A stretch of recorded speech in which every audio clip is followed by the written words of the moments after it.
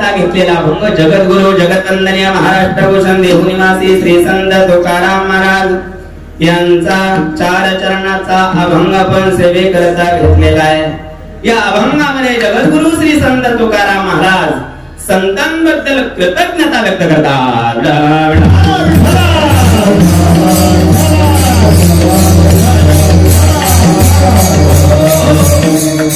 सेवेला सुरुवात करण्यापूर्वी थोडासा परिहार देणं उचित असा की योगीराज सद्गुरु श्री गंगागिरीजी महाराजांच्या कृपेने ब्रह्मलीन सद्गुरु श्री नारायणगिरीजी महाराजांच्या आशीर्वादाने त्याचप्रमाणे वारकरी संप्रदायाचे हृदय सम्राट परम पूजनीय परमदरणीय गुरुवर्य महंत स्वामी सद्गुरु श्री श्री रामगिरीजी महाराजांच्या कृपा आशीर्वादाने मार्गदर्शनाने प्रेरणेने चालू असलेला अखंड हरिनाम सप्ताह ग्रंथराज ज्ञानेश्वरी पारायण सोहळा आणि वर्ष आहे 44वे।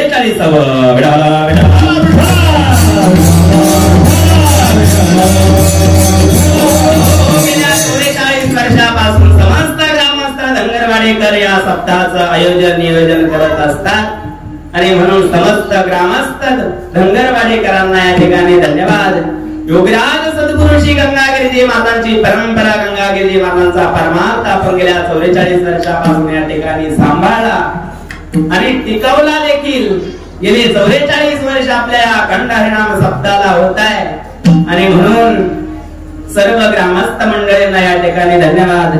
सद्गुरु नारायणगिरीजी महाराज भजनी मंडळ या ठिकाणी उपस्थित आहे, सर्व भजनी मंडळाला धन्यवाद, समस्त ग्रामस्थ मंडळीला धन्यवाद, ज्येष्ठ मंडळ, तरुण मंडळ, महिला मंडळ, भजनी मंडळ, अन्नदान करणारे या असणाऱ्या कार्यक्रमाकरता ज्यांनी अनमोल असणारी वेळ आणि अनमोल असणारं सहकार्य केलं असं सर्व मंडळीला धन्यवाद।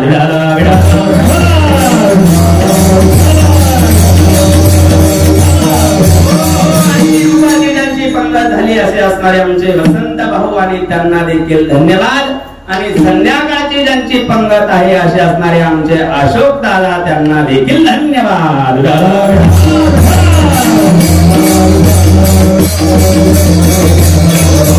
संध्याकाळचा प्रहारा ज्यांचा आहे एकात्मता मित्रमंडळाच्या वतीने प्रहाराची सेवा ते करणार आहे आणि म्हणे एकात्मता मित्रमंडळाला देखील धन्यवाद, समस्त ग्रामस्थ मंडळीला धन्यवाद। आणि या ठिकाणी ग्रंथ वाचक ज्ञानेश्वरी वाचक या ठिकाणी आमचे ज्येष्ठ गुरुबंधू हरिभक्त परायण श्री अशोकजी महाराज थेंग या ठिकाणी उपस्थित झाले, त्यांना देखील धन्यवाद। त्याचप्रमाणे नारायणगिरी गुरुकुलाचे असणारे विद्यार्थी आमचे आदित्य महाराज गायनाचार्य त्यांना देखील धन्यवाद। त्याचप्रमाणे आमचे दत्तात्रय महाराज रक्ते त्यांना देखील धन्यवाद आणि जे नेहमी आमच्या बरोबर असतात आमचे कैलास बाबा त्यांना देखील धन्यवाद।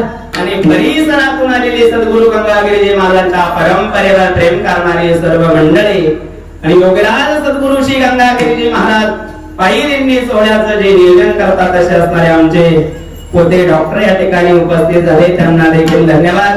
खंडोबा देवस्थानचे विश्वस्तांचे बाळाभाऊ या ठिकाणी उपस्थित झाले, त्यांना देखील धन्यवाद आणि ग्रामस्थ मंडळीला धन्यवाद। दिघीकर या ठिकाणी मोठ्या संख्येने उपस्थित झाले, सर्व दिघीकरांना या ठिकाणी धन्यवाद।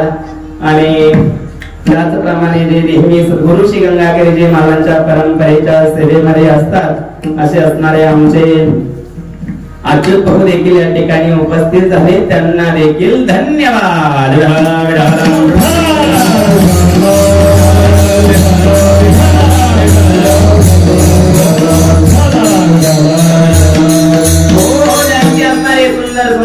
आहे त्यांना देखील धन्यवाद, समस्त ग्रामस्थ मंडळीला धन्यवाद, सप्ताह कमिटीला धन्यवाद, ग्रामस्थ मंडळी भजनी मंडळाला धन्यवाद आणि सेवेला प्रारंभ।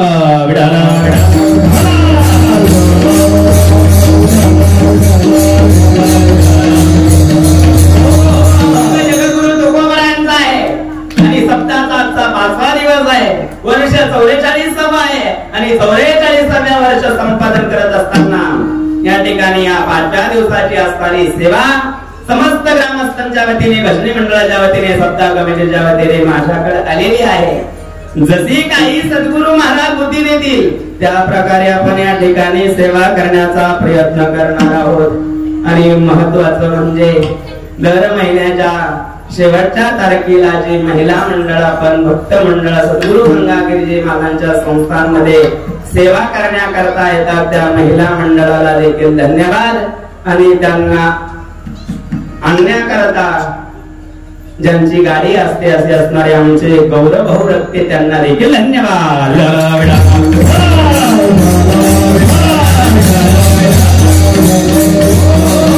जगद्गुरु तुकोबारायचा आहे अभंगामध्ये जगद्गुरु तुकोबार आहे संतांबद्दल कृतज्ञता व्यक्त करतात महाराज. जगद्गुरु तुकोबारा म्हणतात काय सांगू आता संतांचे उपकार मज निरंतर जागविते. संतांबद्दल कृतज्ञता व्यक्त करतात. केलेल्या उपकाराची जाणीव ठेवून त्या उपकाराची परतफेड करण्याकरता जो काही प्रयास आणि प्रयत्न केला जातो त्याला कृतज्ञता म्हणतात. आणि केलेल्या उपकाराची जो जाणीव ठेवत नाही त्याला कृतज्ञ असं म्हणतात बरं का. कृतज्ञ शब्द आणि कृतज्ञ शब्द उच्चार करत असताना दोन्ही सारखे आहे. एक आहे कृतज्ञ आणि दुसरा आहे कृतज्ञ. केलेल्या उपकाराची जो जाणीव ठेवत नाही त्याला कृतज्ञ म्हणतात आणि केलेल्या उपकाराची जो जाणीव ठेवून त्या उपकारातून उत्तीर्ण होण्याकरता जो काहीतरी प्रयत्न करतो त्याला कृतज्ञ म्हणतात.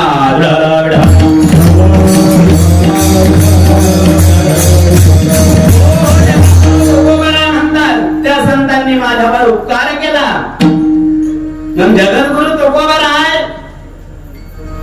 कोणत्या संतांनी तुमच्यावर उपकार केला आणि त्या संतांनी तुमच्यावर कोणता उपकार केला ते तरी सांगा. जगद्गुरु तुकोबार म्हणतात त्या संतांनी जो उपकार केला महाराज तो उपकार या जगामध्ये कोणी करू शकत नाही. केले उपकार सांगू विहाय बाप न करी ऐसी माय धर्मी त्यांच्या देखील पाय दिले अक्षय अभय दानवा. कोणता उपकार केला तर मला अक्षय दान दिलं अभयदान दिलं. या जीवात्म्याला असणारी जन्म मरणाची जी भीती आहे ती भीती या संतांनी माझी नष्ट केली आणि मला जागवलं महाराज. मग कुठं जागवलं कसं जागवलं माझ्या आत्मस्वरूपाच्या ठिकाणी मला जागवलं. संतांनी जागवलं महाराज. तुम्हा मला योगीराज सद्गुरु श्री गंगागिरीजी महाराज ब्रह्मनी सद्गुरु श्री नारायणगिरीजी महाराजांनी तुम्हा मला जागवलंय ना महाराज. आणि ज्या संतांनी जागवलंय त्या संतांमध्ये सामर्थ्य कुठून आलंय. संतांनी नुसतं जीवाला नाही जागवलंय संतांनी जीवाला जागवलं. संतांनी महाराज संतांनी संताला जागवलं आणि संतांनी देवाला देखील जागवलं.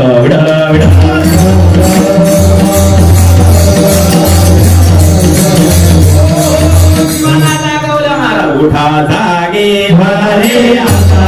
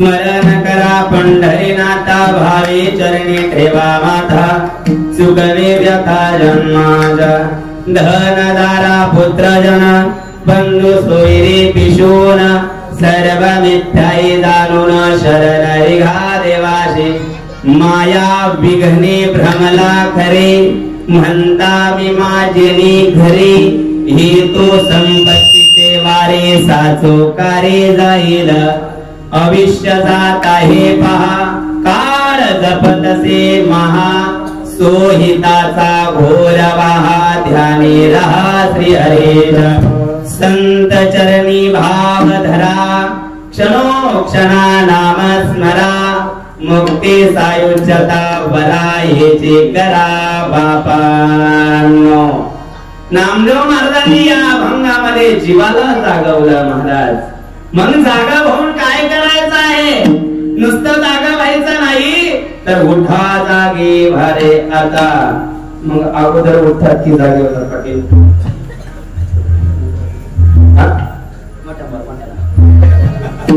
जागे होतात का उठतात तुम्ही अगोदर? नंतर नंतर उठतात. आधीगर साधा होता नंतर उठतात. पण तुमचं उलट आहे. आधीगर उठतात अगोदर मनुष्य जागा होतो आणि नंतर उठतो. परंतु या ठिकाणी नामदेव महाराजांनी सांगितलं उठा जागे भारे आता. अगोदर उठा आणि नंतर जागे हा शब्द वापरतात. पण नामदेव महाराजांचं तात्पर्य तसं नाहीये. अज्ञानरूपी झोपेमध्ये तुम्ही झोपलेले आहात आणि या स्थूल शरीराने तुम्ही उठलेले आहात. तुम्ही जागे आहात पण तो अज्ञानरूपी झोपेमध्ये झोपलेले आहात. म्हणून उठा जागे भारे आता. मग जागा होऊन काय करा? जागा होऊन काय करायचं? जगजोगी जगजोगी जागा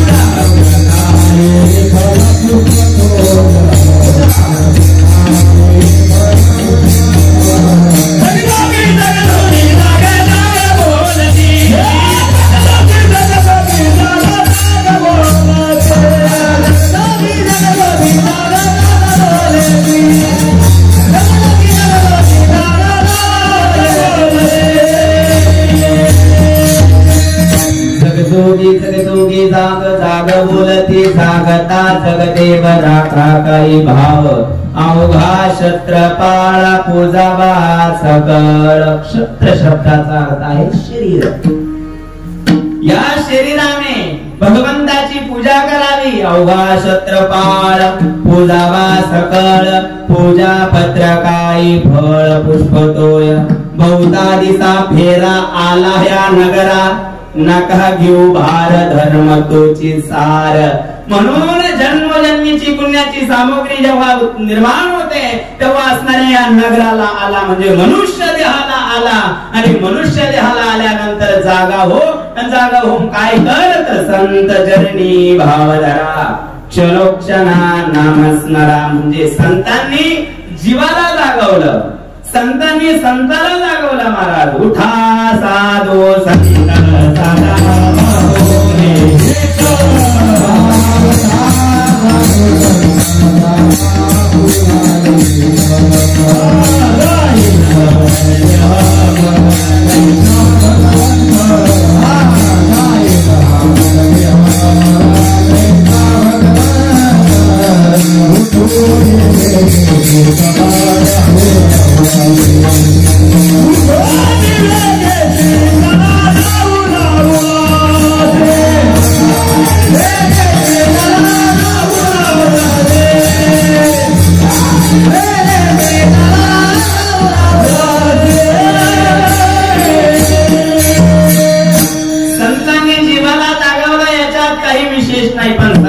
संताला जागवलं.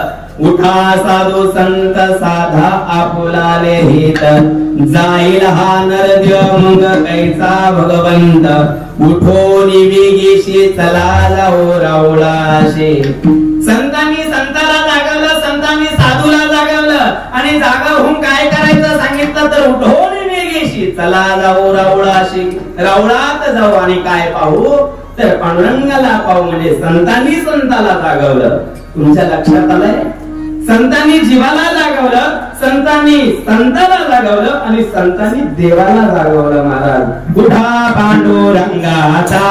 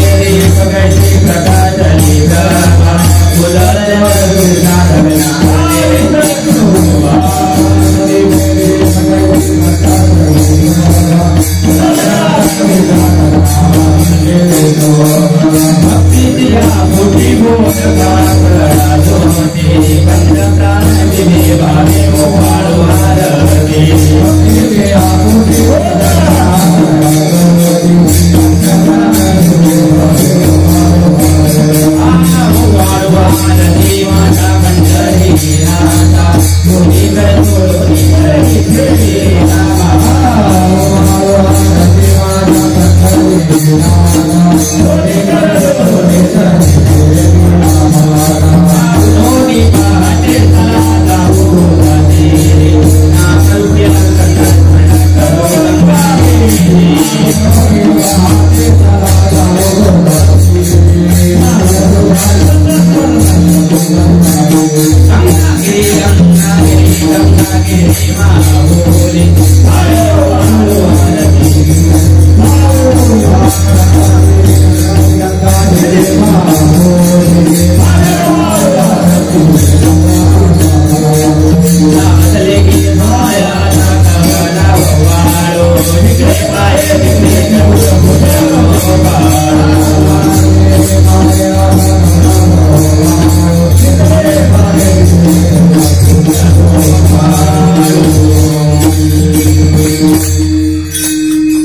आता आपला चालू झाला.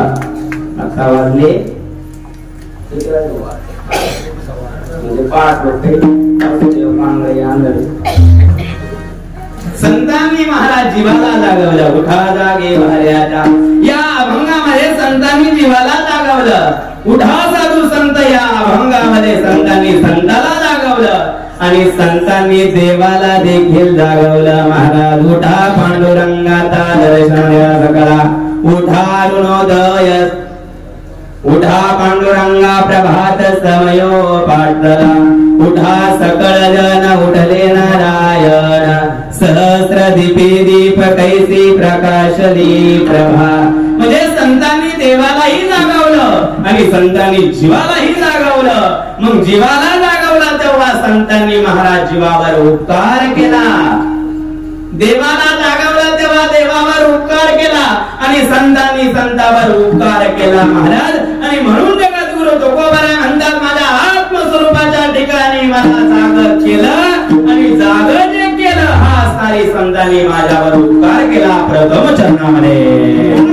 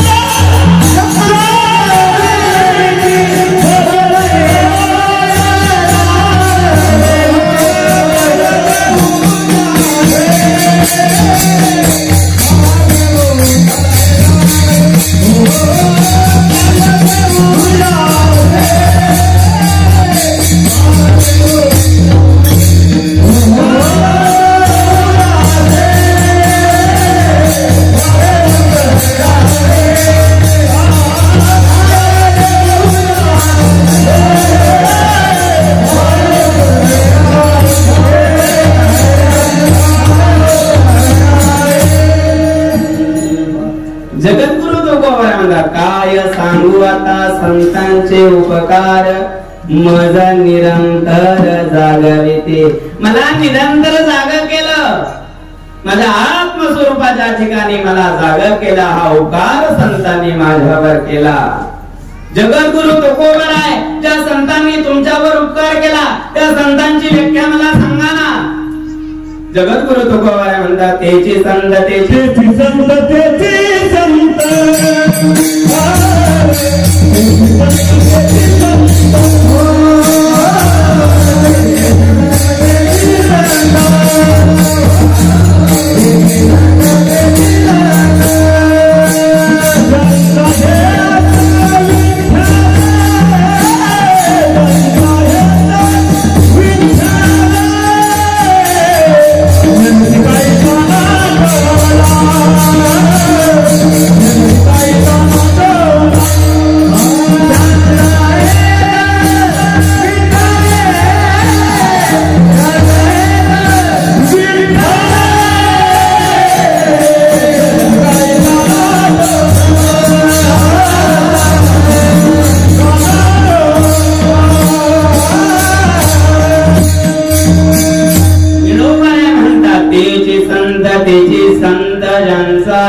विठ्ठल निनते काय टानाटोना नामस्मरणा वाचोनी.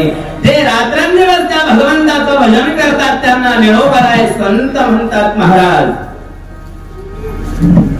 जे रात्रंदिवस त्या परमात्म्याचं भजन करतात आणि भगवंताच्या नामाच्या व्यतिरिक्त जे काही जाणत नाही त्यांना निळोबराय संत म्हणतात. मग तुकोबराय तुमच्या दृष्टिकोनातून संत कोणते?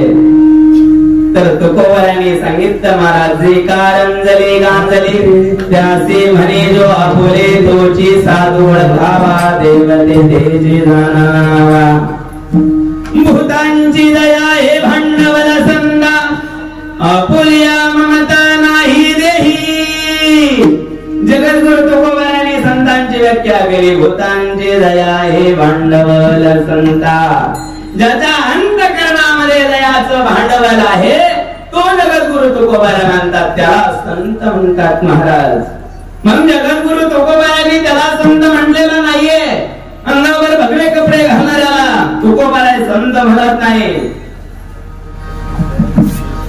दाढी जटा वाढवणाऱ्याला तुकोबाराच्या दृष्टिकोनातून तुकोबारा त्याला संत म्हणत नाही त्रिपुंडधारी गंध लावला म्हणजे संत होत नाही तुकोबराय त्यालाही संत मानत नाही ज्याच्या अंतःकरणामध्ये दया भाव निर्माण झाला प्रत्येक प्राणी मात्राबद्दल दया भाव निर्माण झाला तो सर्वात उत्कृष्ट संत तुकोबरांच्या दृष्टिकोनातून आहे मग एखादा ग्रस्ताश्रमी असेल आणि ग्रस्ताश्रम करत असताना त्याच्या अंतःकरणामध्ये दया भाव निर्माण जर झाला तर तुकोबरांच्या दृष्टिकोनातून तो सर्वात उत्कृष्ट संत आहे पण संसार प्रपंच करत असताना आपल्या अंतःकरणामध्ये जेव्हा दया भाव निर्माण होतो त्या दिवशी आपण संत परापर्यंत पोहोचतो महाराज मग संत बनण्याकरता काय करावं लागतं अंतःकरणामध्ये दया भाव निर्माण झाला पाहिजे आणि या मृत्यू लोकामध्ये आपण जन्माला आलोय आपल्याला मनुष्य देह मिळालेला आहे इंद्रिय सक्षम मिळालेले आहे आणि त्या भगवंताची प्राप्ती करण्याकरता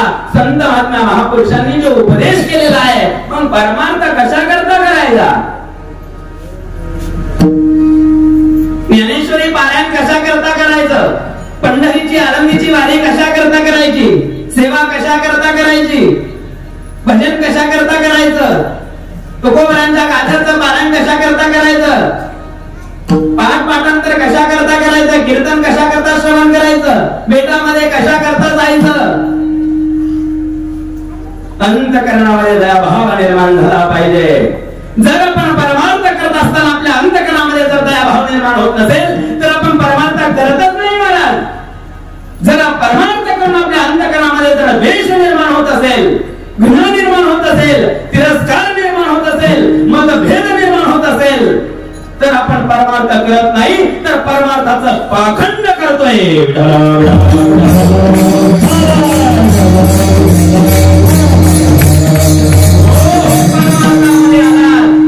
तर आत्मकल्याणाकरता परमार्थामध्ये यावं स्वतःच्या जीवनामध्ये परिवर्तन होण्याकरता परमार्थ करावा स्वतःच्या वृत्तीमध्ये परिवर्तन करून घेण्याकरता भजन करावं सेवा करावी जर आपण परमार्थ करतोय आणि आपल्यामध्ये परिवर्तन होत नसेल तर त्या परमार्थाचा उपयोग नाहीये महाराज परमार्थ म्हणजे काय आहे गळ्यामध्ये माळा घातल्या कीर्तन केली प्रवचन केली अभंग पाठ पाठांतर केली स्टेजवर येऊन पोपट पंची सारखा बोलू लागला म्हणजे परमार्थिक झाला का साधू झाला का महात्मा झाला का जर 2 तास लोकांना उपदेश करत असताना व्यासपीठावर येऊन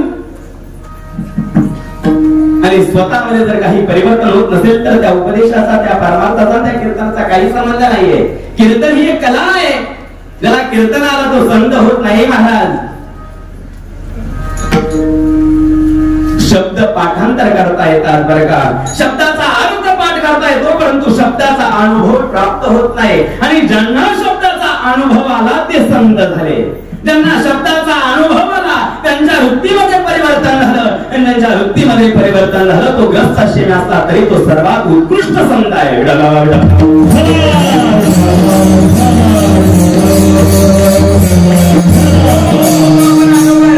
विचार केला पाहिजे आपण कशा करता भजन करतोय कशा करता परमार्थ करतोय परमार्थाचं फळ काय आहे जर आपण एकामेकाबद्दल तिरस्कार निर्माण होत असेल एकाबद्दल जर द्वेष निर्माण होत असेल आणि आपण परमार्थ करतोय आपण भजन करतोय आपण सेवा करतोय ब्रह्मनी सद्गुरुजी नारायणगिरीजी महाराजांच्या असणारे आपण शिष्यत्व पत्करलेलं आहे त्यांच्या हस्ते आपण मान घातलेले आहे गंगागिरीजी महाराजांच्या परंपरेचा परमार्थ आपण करतोय आपल्या रोमारोमामध्ये गंगागिरीजी महाराज जर उतरलेले आहे तर आपल्या मनात द्वेष आणि आपल्या मनात मत्सर का जाऊ नये कमीत कमी अखंड हरिनाम सप्ताहामध्ये तू मत्सरेता कामा नये.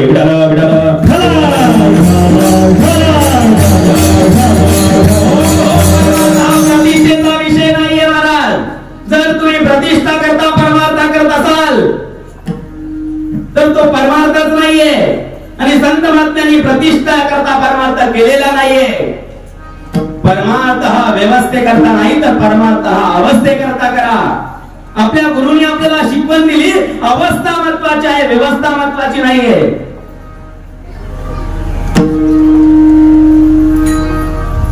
आपण 44 वर्षापासून परमार्थ करतोय, मग त्या परमार्थाने आपल्यामध्ये काय परिवर्तन झालंय,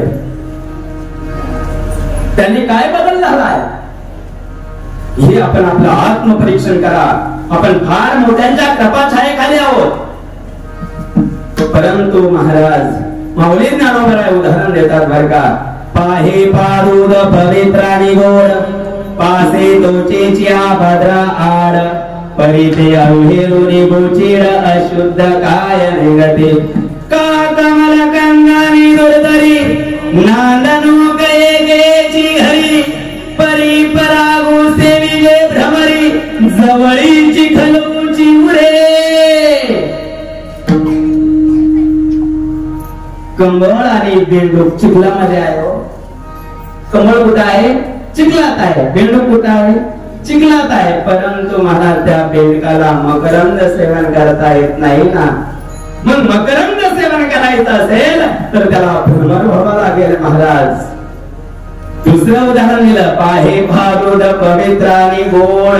पवित्र असणाऱ्या गाईचं दूध आहे आणि त्या असणाऱ्या गाईच्या स्तनाला खेटून काशेमध्ये गोचीड आहे. स्तनाला खेटून आहे, एक पदर आहे दुधाचा, परंतु तो गोचीड दूध सेवन करत नाही महाराज. काय सेवन करतो? अशुद्ध असणारा रक्त सेवन करतोय. मग जवळ आहे पण अमृता समान दूध सेवन करत नाही. मग दूध सेवन करायचं असेल तर वासरू बनावा लागेल. विठाला विठाला विठाला.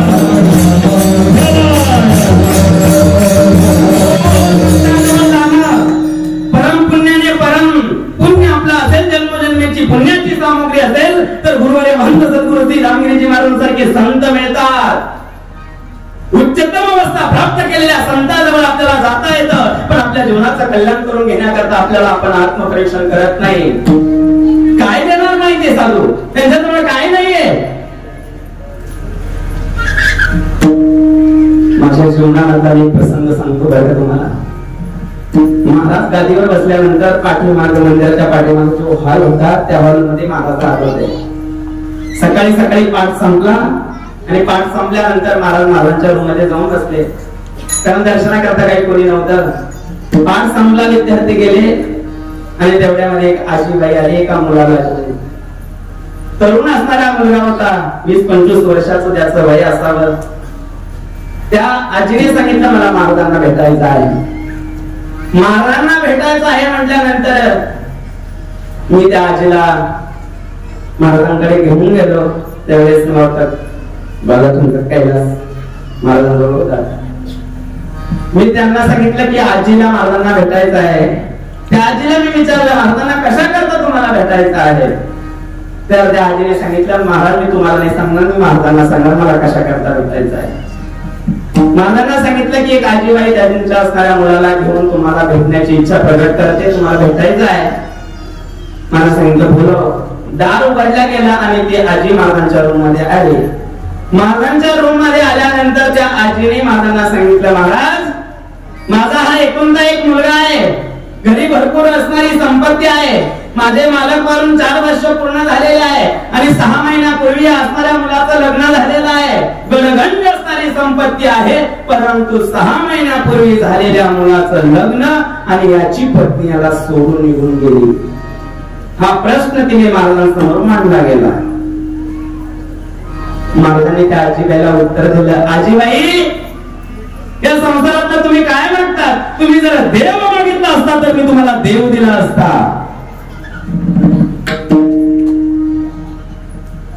आणि महाराजांनी सांगितलं याच्याकडे उत्तर नाहीये. महाराजांचं त्या आजीचं बोलणं झालं. आजी बाहेर आल्या. आजीला सांगितलं आजी तुमचं परम भाग्य, तुम्हाला महाराजांनी सांगितलं की संसारातली सून काय म्हणतात, तुम्ही जर देव मागितला असता तर मी जरी तुम्हाला देव दिला असता म्हणजे देव देण्याचं सामर्थ्य गुरुदेव आहे. मग आपण त्यांच्या सान्निध्यात आहोत ना हो, आपण त्यांची सेवा करतोय आणि त्यांच्याकडे देव आहे स्वतः ते देवरूप आहे.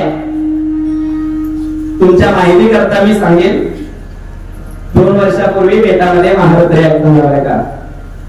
महारुद्र याग झाला आणि त्या महारुद्र यागामध्ये आपल्या मंदिरामध्ये मूर्ती प्राण प्रतिष्ठेचा कार्यक्रम झाला. म्हणजे पहिल्या 3 दिवसामध्ये मूर्ती प्राण प्रतिष्ठा झाली. त्यानंतर पुढच्या 3 दिवसामध्ये महारुद्र याग झाला आणि 7व्या दिवशी गंगागिरी मातांची पुण्यतिथी आणि आमोशाला काला झाला. तर त्याच्या पहिल्या 3 दिवसामध्ये मूर्ती प्राण प्रतिष्ठेची वेगळी आहुती, वेगळा यज्ञकुंड, वेगळी यज्ञशाळा होती आणि ती असणारी आहुती पूर्ण झाली.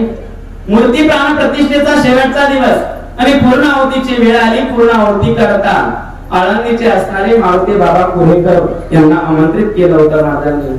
वयस्कर असणारे महात्मा आहे, साक्षात या कलियुगामध्ये ज्ञानोबा आहे महाराज मारुती बाबा कुरेकर. मारुती बाबा कुरेकर सामान्य नाही, असंख्य असणारे विद्यार्थी त्यांनी तयार केले.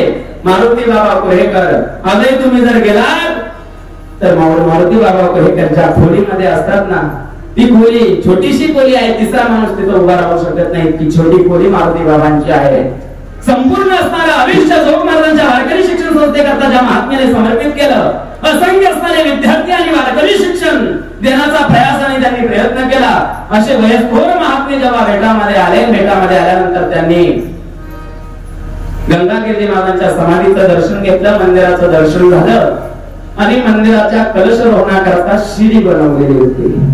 त्यांनी महाराजांना विचारलं, महाराज हे कशा करता बनवला. सांगितलं की कलशापर्यंत शिडी बनवलेली आहे, कलशाचा त्या ठिकाणी अभिषेक करून डायरेक्ट कलश हस्ते बसवायचा आहे, त्याच्याकरता शिडी बनवली. ते कारण जाणून घेतलं. यज्ञ शाळेमध्ये आले आणि पूर्ण आहुती त्यांच्या हस्ते झाली आणि त्यांच्याकडे माईक दिला गेला. त्यांनी महाराजांबद्दल 3 वाक्य काढले. मी तुम्हाला ते जाता जाता सांगून जाईल बरं का. जेव्हा त्यांच्या मुखातून एक अधिकारी साधू आहे, वैराग्यवान आहे, ब्रह्मचारी आहे, ब्रह्म तेज ललाटावर आहे, असे असणारे मारुती बाबा गुरुवरे महाराजांबद्दल 3 वाक्य बोलतात की महाराज तुम्ही गंगागिरी महाराजांकरता पांडवांनी दिल्लीमध्ये पांडवांनी इंद्रप्रस्थ बनवलं, तुम्ही गंगागिरी महाराजांकरता मंदिर म्हणजे इंद्रप्रस्थ बनवलं. रावणाने स्वर्गाला जाण्याकरता शिडी लावण्याचा प्रयत्न केला, पण तुम्ही गंगागिरी महाराजांच्या बेटामध्ये वैकुंठाला जाण्याकरता शिडी लावली महाराज. आणि शेवटचं जे वाक्य त्यांच्या मुखातून निघालं ते फार आपल्याकरता महत्वाचं आहे महाराज. त्यांनी सांगितलं की अयोध्यामध्ये रामाचं मंदिर होत आहे. हे माझे शब्द नाहीये, हे मारुती बाबा कुरेकरांचे शब्द आहे. अयोध्यामध्ये रामाचं मंदिर होत आहे आणि सरळा बेटामध्ये राम मंदिर बांधतोय महाराज. एका महापुरुषांच्या मुखातून निघालेल्या माझ्याबद्दलचे वाक्य आहे. गुरुवर्य महाराज सामान्य नाहीये, त्यांची सेवा आपण करतोय. त्यांनी आपल्यावर असंख्य असणारे उपकार केलेले आहे आणि तुम्हा मला परमार्थ वारकरी संप्रदायाचा परमार्थ त्यांनी तुमच्या आमच्या अंतःकरणामध्ये तेवत ठेवलाय.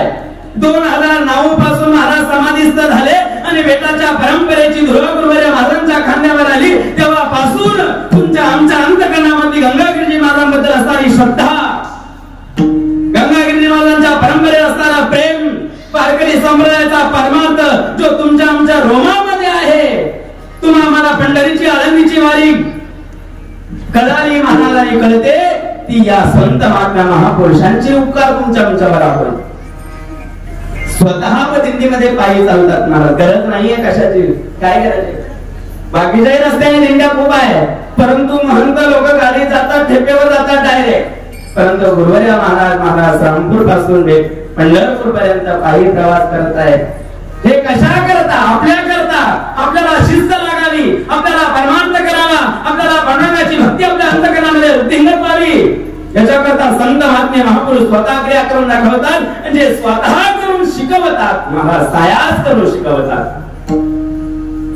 म्हणून असंख्य उपकार्य संत महात्मा महापुरुषांनी तुमच्या आमच्यावर केलेले आहे. त्यांची सेवा करण्याचं परम भाग्य आपल्याकडे आलेलं आहे. आणि जर त्यांची सेवा करण्याचं परम भाग्य आपल्याला मिळालं असेल तर त्या सेवेने परिवर्तन झालं पाहिजे. हाच माझा या ठिकाणी विषय आहे.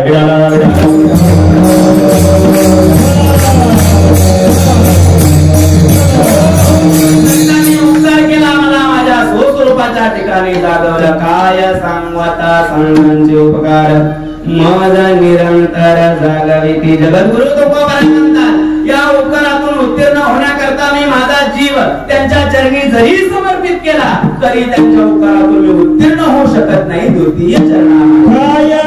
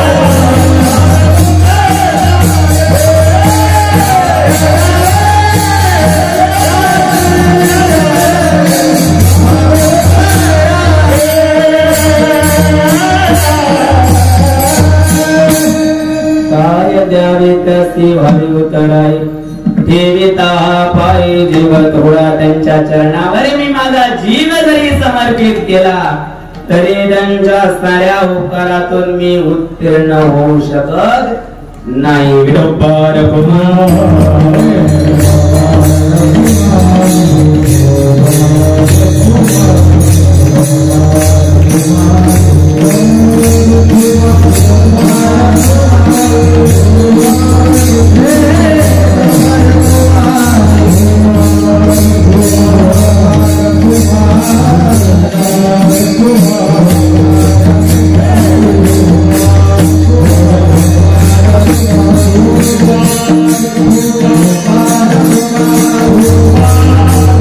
Oh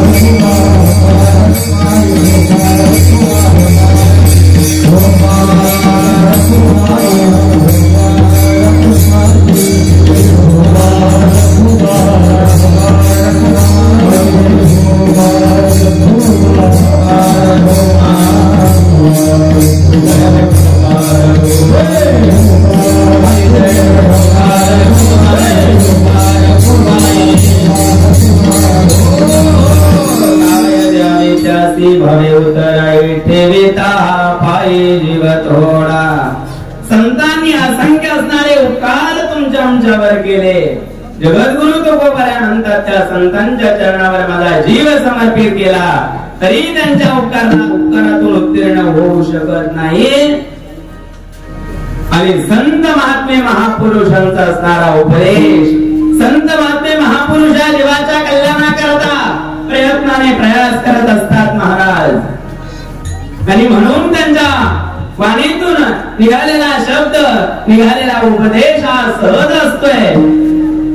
म्हणून सहज बोलणे हित उपदेश, करोनी सायास शिकविते. सहज बोलतात, परंतु त्या सहज बोलण्यामध्ये रस दडलेला आहे महाराज.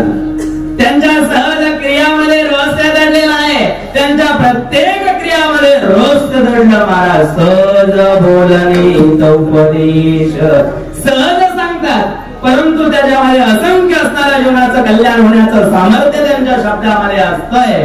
आणि सहज बोलणे हित उपदेश, हित आणि उपदेश करतात. हित होणारा उपदेश करतात. त्यांच्या सहज बोलण्यातून हित होणारा उपदेश होतो महाराज. म्हणून गुरुदेव ब्रह्मदेव सद्गुरूजी नारायणगिरीजी महाराज कधी कधी सहज बोलायचे. सहज बोलल्याने कृतार्थ व्हायचे, समाज कृतार्थ व्हायचा महाराज. जीवनाचं कल्याण व्हायचं, जीवन कृतार्थ झाल्यासारखं वाटायचं त्यांच्या सहज बोलण्यामध्ये. काहीच्या काही ज्ञान साठलेलं होत आहे. आणि म्हणून संत महात्मे महापुरुष सहज बोलतात, परंतु हिताचा उपदेश करतात. सहज बोलणे हित उपदेश, करोनी सायास शिकविते. सायास करून शिकवतात महाराज.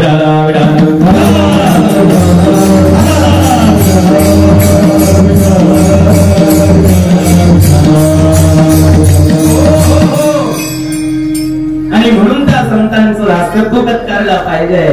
जगद्गुरु तुकोबाराय म्हणतात, त्या संतांनी माझ्यावर उपकार केव्हा केला, जेव्हा मी संतांचं दासत्व पत्करलं, त्यांच्या चरणावर विश्वास ठेवला. संतांचे पायी हा माझा विश्वास, सर्व भावे दास झालो त्यांचा.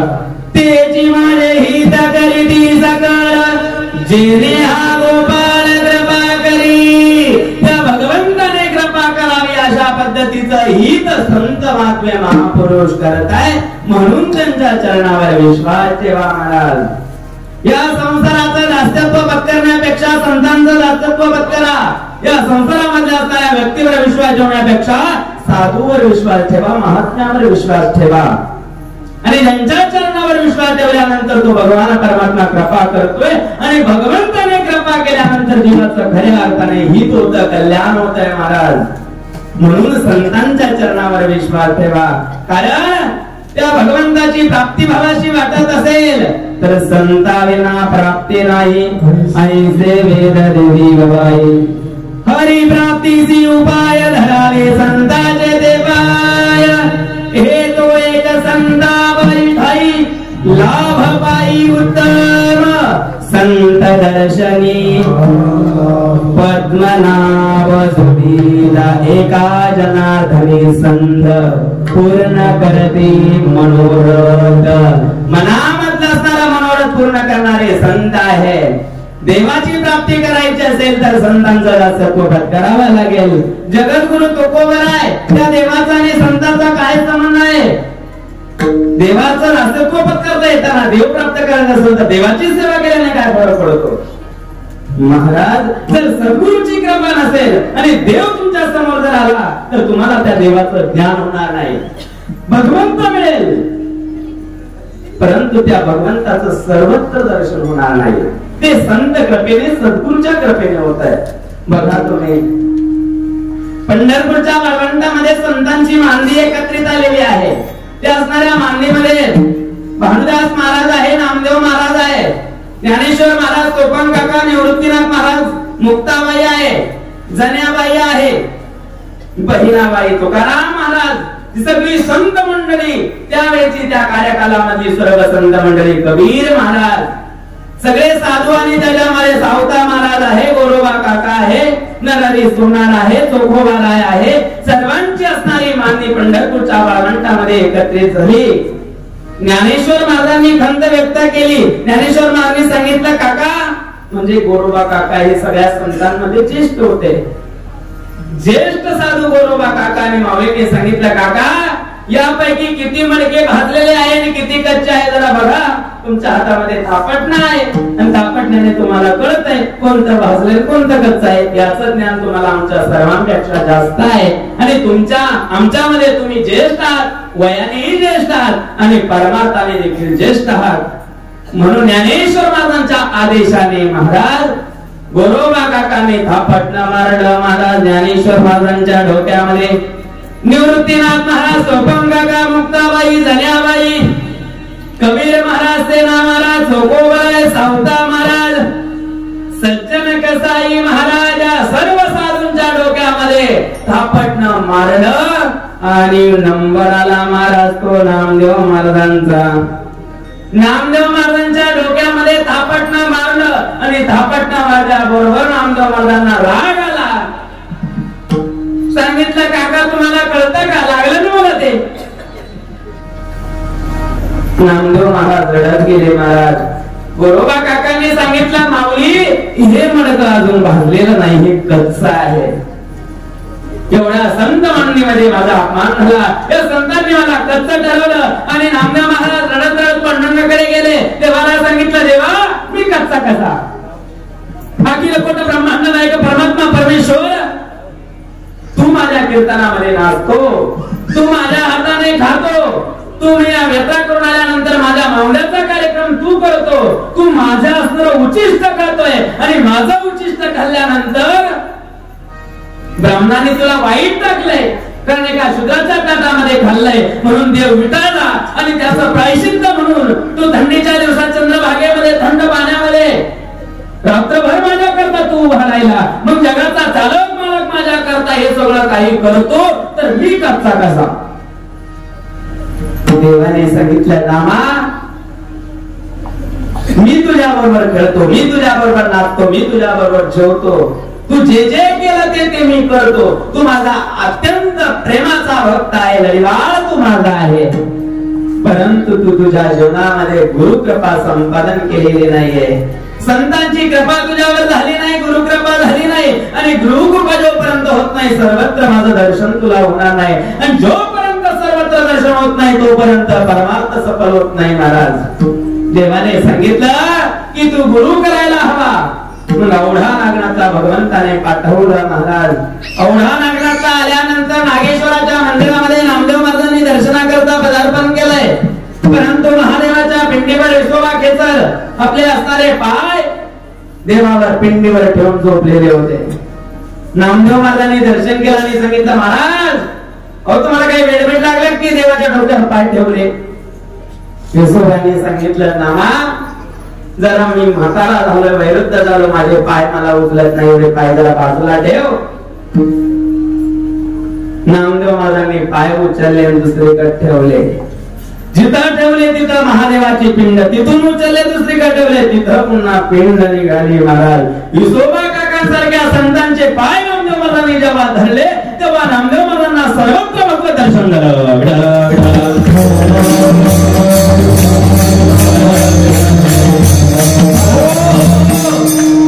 आणि विसोबा खेचर नामदेव महाराजांचं गुरुपद प्राप्त करून दिलं गेलं. महाराज नामदेव महाराजांचे गुरु विसोबा खेचर आणि पांडुरंगाने ठरवलं नामदेव महाराजांना सर्वत्र दर्शनाची प्रचिती आली की नाही म्हणून परीक्षा पाहण्याकरता नामदेव महाराज जेवायला बसले. पुरणपोळीचं असणारं जेवण होतं. भाकरीमधून पोळ्या काढल्या गेल्या, एवढ्यामध्ये कुत्र आला. पांडुरंग परमात्म्याने कुत्र्याचं रूप धारण केलंय आणि महाराज त्या ठिकाणी नामदेव महाराजांची परीक्षा पाहण्याकरता देव स्वतः कुत्रा झाला. नामदेव महाराजांच्या असणाऱ्या शिदोरी मधल्या तोंडात पोळ्या घेतल्या आणि पुढं कुत्र पडत आहे, पाठी मागून नामदेव महाराज पडतात तुपाची वाटी घेऊन. देवा जरा थांबा, नुसती पोळी पोळी खाऊ नका, तर ही तूप लावून पोळी खा. महाराज म्हणजे कुत्र्यामध्ये नामदेव महाराजांना देवाचं दर्शन झालं. म्हणजे संतांची जेव्हा कृपा होते, सद्गुरूची जेव्हा कृपा होते, तेव्हा महाराज सर्वत्र भगवत दर्शन होतंय. आणि हाच संतांनी उपकार केला माझ्यावर, म्हणून काय देव त्यासी वाणी उतराई ठेविता पायी संतांची. जगद्गुरु तुकोबा आहे त्या संतांचं दासत्व पत्करलं केल्यानंतर तुम्हाला सर्वत्र भगवत दर्शन झाले हे कळालं मला, आणि भगवत दर्शन झाल्यानंतर तुमच्या जीवनाचं कल्याणही झालं, तुमच्या जीवनाचं हितही झालंय, परंतु त्या संतांचा देवाचा काय संबंध? संतांच्या सानिध्यामध्ये गेल्यानंतर देव मिळतो कसा? कारण संतांजवळ देव आहे महाराज. संत हार पंढरीत कीर्तनाचा गजर होतो, तेथे असे देव उभा जैसे पवित्र सोहळी तिची एक भूमंडळी, ज्यांचा वडता देव अखंडित प्रेम भाव, ऐसा ज्याचा अनुभव विश्वदेव सत्यते देव तया जवळी असे पापनासे दर्शने, ज्याचं दर्शन घेतल्यानंतर पाप नष्ट होत तिथं त्या संतांजवळ देव आहे, आणि या विश्वामध्ये देव भरून राहिलेला आहे असा ज्याला अनुभव आला तिथं देव आहे, आणि त्याला संतांजवळ देव आहे म्हणून संतांचं दासगत्व पत्करा, तो देव मिळेल. मग त्या संतांनी उपदेश केला, असा उपदेश केला की जीवाचं कल्याण होईल, असा उपदेश संतांनी केला. आणि म्हणून जगद्गुरु तुकोबारा म्हणतात एवढंच नाही तर ते संत मला सांभाळ करतात शेवटच्या चरणामध्ये.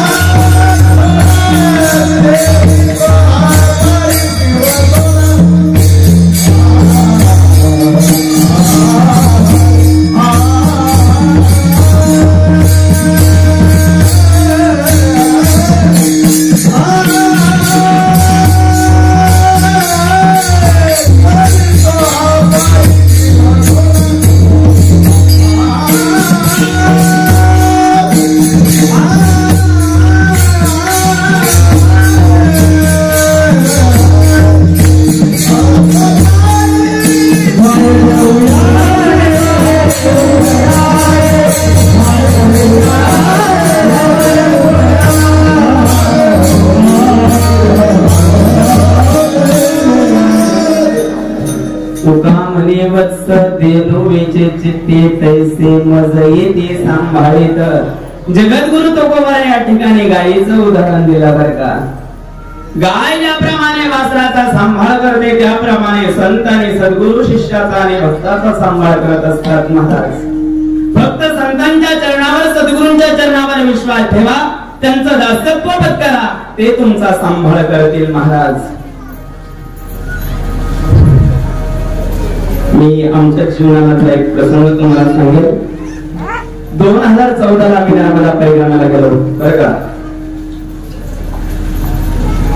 2014 ला बेटामधून नर्मदा परिक्रमे करता गेलो त्यावेळेस महारुद्रयाग त्या ठिकाणी बेटामध्ये झाला होता. महारुद्रयाग असताना महारुद्रयागाचा तो काला झाला. कालाचं कीर्तन झालं आणि महाराजांचं जेवण झालं. कीर्तन झाल्यानंतर आणि आम्ही नर्मदा परिक्रमे करता निघालो. आमचं ठरलेलं होतं पुण्यतिथी झाल्यानंतर परिक्रमेला जायचं आणि अर्जुन महाराजांनी आम्ही दोघं बरोबर परिक्रमेला निघालो.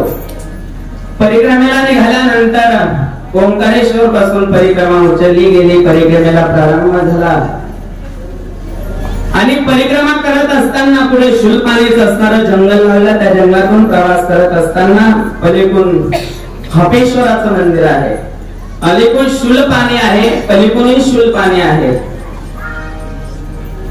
आणि त्या नर्मदा परिक्रमा करत असताना शूलपाणी झाल्यानंतर अंकलेश्वर आणि अंकलेश्वरून कतपूर पर्यंत, कतपूरला नंतर विमलेश्वरला गेल्यानंतर त्या ठिकाणी नावेत बसून नर्मदा मैयाचं पलीकडे तीरावर जाण्याकरता जायचं असतं. विमलेश्वरापासून नाव असते, तिथं नर्मदा मैयेचा आणि समुद्राचा संगम आहे आणि समुद्रामधून जवळपास तो 6 तासाचा असणारा प्रवास. विमलेश्वराला 2 दिवस त्या ठिकाणी मुक्काम झाला आणि 2 दिवस मुक्काम झाल्यानंतर पलीकडच्या किनाऱ्यावर जायचं ठरलं गेलं. 2 दिवसानंतर नाव्यात इतकी माणसं त्या ठिकाणी आले आणि 2014 ला काही एवढी गर्दी परिक्रमेमध्ये नव्हती. आता फार लोक नर्मदा परिक्रमा करतायत आणि परिक्रमा करत असताना 2-4 दिवसाचा मुक्काम झाला. 2-3 दिवस त्या असणाऱ्या विमलेश्वराच्या धर्मशाळेमध्ये आम्ही थांबलो आणि त्यानंतर 2-3 दिवसानंतर बरेचसे परिक्रमावासी त्या ठिकाणी आले आणि एकादशीचा असणारा दिवस होता. समुद्राला भरती येणार होती. 1 वाजता नावेमध्ये बसलो आणि नावेमध्ये बसल्यानंतर ती असणारी नावेच्या समोरच्या तोंडामध्ये आम्ही बसलो. सगळं पाणी तोंडावर येत होतं. संध्याकाळ होत होती, थंडीचे दिवस होते, सर्व कपडे ओले झाले होते, थंडी वाजत होते. 6 तासाचा प्रवास संध्याकाळ झाली होती. दिवस मावळतीला झुकलेला होता, अंधार पडलेला होता, किनारा दिसत नाही म्हणून अंतःकरणामध्ये मनामध्ये धाकधूक होती. नेमकं समुद्रामध्ये आपण भटकलो की काय याची शंका येत होती. घड्याळामध्ये 6:30 वाजून गेलेले होते परंतु किनारा चमकत नव्हता. नावाळे ही त्या ठिकाणी डोकावून पाहत होते. त्यांनाही विश्वास बसताना की किनारा येतो की आपण समुद्रामध्ये भटकलोय. जवळपास 40 माणसं त्या नावेमध्ये आम्ही होतो. परंतु मिठातला एक पलीकडून मिठाचे असणारे कारखाने आणि त्या कारखान्याचा एक असणारा चंबू, एक असणारा बुरुज त्या ठिकाणी दिसला. बुरसावर असणारा ध्वज दिसला आणि आता कुठेतरी आपण किनाऱ्याला लागणार म्हणून 7 वाजता नाव किनाऱ्याला लागली. मिठातला सर्वजण उतरले. अर्जुनांनी सांगितलं की आपण सागराचं स्नान करू, कारण सागरामध्ये असंख्य असणारे तीर्थाचं पाणी येतं. सागराचं स्नान झालं म्हणजे सर्व तीर्थाचं स्नान झालं. मी सांगितलं की 5 तासापासून 7 तासापासून मी सागराचं स्नान करतोय, मला काय स्नान करायचं नाही. फार थंडी वाजली होती. त्यांनी सागराचं स्नान केलं. तिथं वाळूची पिंड बनवली, नर्मदा मैयेची आरती केली आणि सागराचं दर्शन घेऊन आम्ही तिथून निघालो. 1 किलोमीटर चालत गेलो. घड्याळामध्ये 8 वाजले होते. एकादशीचा दिवस होता. पोटामध्ये अन्नाचा कणही नव्हता, पिण्याकरता पाणीही त्या असणाऱ्या नावेमध्ये नव्हतं. तहानही लागलेली होती आणि एका धर्मशाळेमध्ये आम्ही 8:30-9च्या दरम्यान त्या ठिकाणी पोहोचलो. पण तिथं खाण्याकरता काय, आता एकादशी आहे, खायचं काय. आमच्या बरोबर एक सांगलीचे ब्राह्मण होते आणि जालन्याचे एक जोडपं होतं. त्या ठिकाणी आमची भेट त्या ठिकाणी झाली. त्या धर्मशाळेमध्ये आम्हाला त्यांनी एक खोली उघडून दिली आणि ते असणारे महाराष्ट्रातले 3 जण आणि आम्ही 2 जण. भूक तर फार लागली होती. अर्जुन महाराजांनी त्या ठिकाणी शेजारी असणारी एक आजीबाईची झोपडी दिसली आणि त्या आजीबाईला सांगितलं आम्हाला 11 से बोले हमको कुछ खाने के लिए चाहिए. त्या आजीने 2 बटाटे दिले. बटाटे घेतले, ते काळ्या कुड्या जमा करून त्याच्यावर भाजले. त्याच्यातले 1 बटाटा मी खाल्लाय, अर्जुन मामी खाल्लं, पाणी पिलो आणि आम्ही झोपलो. परंतु दिवसभर समुद्राचा असणारा प्रवाह जिकडं तिकडं पाणी पाणी दिसत होतं आणि भीती वाटत होती, कारण संध्याकाळ झालेली होती, किनारा दिसत नव्हता. म्हणून जरा अंतःकरणामध्ये भीती निर्माण झालेली होती. ते असणारे ब्राह्मण आम्ही असे 3 जण झोपलो. अर्जुन महाराज एका बाजूला, अर्जुन आमच्या पलीकडून मी झोपलो, माझ्या पलीकडून ब्राह्मण झोपले आणि आमच्या पायथ्याला ते झोडपं झोपलं. घड्याळामध्ये 12:30 वाजले होते. सर्व अंगाला घाम आला, सर्व शरीर थरथर करत होतं आणि मी एकदम उठून बसलो. मोठ्याने ओरडलो देखील. भयंकर असणारं स्वप्न मला पडलं असं मला वाटलं. आणि तेवढ्यामध्ये महाराज माझ्या जीवनामधला खरा असणारा अनुभव मला त्या ठिकाणी आला. जेव्हा मी उठून बसतो तेव्हा मला आमच्या दोघांच्या मध्ये जी जागा रिकामी होती त्या जागेमध्ये मला महाराजांचं दर्शन झालं. अंगावर भगवे कपडे घातलेले होते, डोक्यावर बेटा बांधलेला होता, गळ्यामध्ये उपकरण घातलेला होता, पायामध्ये खडवा होत्या, त्रिपुंडधारी असणारा गंध कपाळाला लावला होता आणि डोक्यावर त्रिशूळ महाराजांच्या हातामध्ये होता. मी जेव्हा उठून बसतो तेव्हा मला गुरुवर्य महाराजांचं दर्शन झालं. मी महाराजांच्या मुखकमलाकडे बघितलं. माझ्या शरीराला आलेला घाम आणि माझ्या असणाऱ्या चेहऱ्यामध्ये भीतीचं वातावरण निर्माण झालं होतं. मला पूर्णतः भीती वाटली होती. परंतु महाराज जेव्हा मी माझ्या डोळ्याने आमच्या दोघांच्या मध्ये उभं बघितले आणि महाराजांच्या हातामध्ये मी त्रिशूळ बघितला आणि महाराजांनी माझ्या चेहऱ्यावर हात फिरवला. घाबरू नको, मी तुमच्या बरोबर आहोत. माझे पुढे उभा राही संभाळीत, तुका मने वस्त्र धेनुविचे चित्ती तैसे मजईती संभाळीत. गुरुवर्य महाराजांनी त्या ठिकाणी सांभाळलं. महाराज परिक्रमा करत असताना दुसराही असा अनुभव आला की परिक्रमामध्ये वेगवेगळं आम्ही चालायचो. अर्जुन महाराज पुढे आणि आम्ही पाठीमागे चालायचो. बरोबर चाललं तर काहीतरी गप्पा मारतो म्हणून अर्जुन महाराजांना मागे सोडायचे आणि ते पुढे चालायचे आणि मग जसं त्याचं भजन त्या ठिकाणी चालायचं. परंतु कधी कधी असा भास व्हायचा दोघांच्या मध्ये मला महाराज चालताना दिसायचे. मी तेव्हापासून परिक्रमामध्ये कधी घाबरलो नाही, कारण मला प्रतीती आली होती की माझे गुरुवर्य माझ्या बरोबर आहे आणि म्हणून गुरुवर्य म्हणत सद्गुरु श्री रामगिरी महाराजांनी माझा सांभाळ केला. एवढंच नाही महाराज, दुसरा असा अनुभव जेव्हा मी पिंपळवाडी या संस्थांमध्ये पाडव्याला त्या ठिकाणी आलो आणि मी जेव्हा तिथं आल्यानंतर तिथं सगळे गबाळ होत आहे. सगळा आश्रम फडीत पडल्यासारखा झालेला होता. तिथं लाईटही लागलेला नव्हता आणि तुम्ही पिंपळवाडीच्या आश्रमामध्ये एक दिवस मुक्कामालाही असं मुक्काम डास काढली. लाईटही नाही, अंधार संपूर्ण झालेला होता आणि आश्रमामध्ये मी एकटा होतो. मला असणाऱ्या माणसांनी सांगितलं होतं की महाराज इथं फार मोठे मोठे सर्प आहे. तिथल्या असणाऱ्या आजीनी देखील मला सांगितलं होतं की महाराज तुम्ही एकट्या आश्रमामध्ये राहू नका. परंतु सांगितलं मी घरी राहणार नाही, मी राहील तर आश्रमामध्ये राहील. आणि महाराजांनी जेव्हा मला पाठवलं तेव्हा मी महाराजांना हेच सांगितलं की महाराज मी गावामध्ये घरी राहणार नाही, जिथं संसारी माणसाने वास्तव केलं तिथं मी राहणार नाही, मी आश्रमामध्ये राहील. मग काही जरी झालं ते चालेल, परंतु तुम्हाला मी सांगतोय मला पिंपळवाडीच्या आश्रमामध्ये जाऊन 1 वर्ष पूर्ण झालं, पण मला अजूनही सर्प त्या ठिकाणी दिसला नाही. कोणत्याही प्रकारची भीती मला वाटली नाही, कारण मला माहिती आहे माझे सद्गुरू माझ्या बरोबर आहे आणि माझे सद्गुरू मला सांभाळ करतात. आजीने मला सांगितलं की महाराज या ठिकाणी रेल्वे लुटली म्हणे, तुम्ही गावामध्ये थांबू नका. मी महाराजांना सांगितलं की महाराज आणि जरा बिबट्याचे वातावरण झालंय, तिथं काही कार्यक्रम वगैरे काही नाही, पाठीमागे पेरूचा बाग आहे आणि जवळ वस्ती नाहीये आणि भट्टीवाले जे लोक आहेत तेही निघून गेलेले आहेत, वाघाचं वातावरण आहे. मी महाराजांना सांगितलं महाराज आजीने सांगितले जवळच रेल्वे लुटली, तुम्ही काय मला थांबू नका आणि बिबट्याही सुटलाय म्हणतात, तुम्ही तिथं राहू नका आणि मी जर मळ्यात राहणार नाही तर मी बेटात येऊन जाईल. महाराजांनी सांगितलं कशाची भीती वाटते तुम्हाला? तिथं गंगागिरीजी महाराज बसले पिंपळवाडीच्या आश्रमामध्ये. गंगागिरीजी महाराजांनी सांगितलं मला भीती वाटत नाही महाराज, मी एकटा तिथं बरेचशा दिवस राहिलोय, परंतु आजपर्यंत मला भेव त्या ठिकाणी भीती वाटली नाही, कारण माझे सद्गुरू मला सांभाळ करतात. कशा प्रकारे तुका म्हणे वत्स धेनुचे चित्ती तैसे मदलिते सांभाळीत. मग तुकाराम महाराज तुम्ही आईचं उदाहरण का दिलं नाही, तुम्ही गाईचं उदाहरण का दिलं? तेव्हा तुकाराम महाराजांनी सांगितलं की गाय एक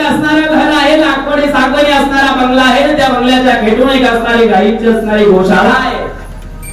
गायीचा असणारं वासरू त्या असणाऱ्या गोशाळेमध्ये त्या गोठ्यामध्ये बांधलेला आहे आणि त्या असणाऱ्या सागवनी माळेमध्ये आईचं लेकरू पाळण्यामध्ये झोपलेलं आहे. महाराज दृष्टांत दिला बरं का इथं.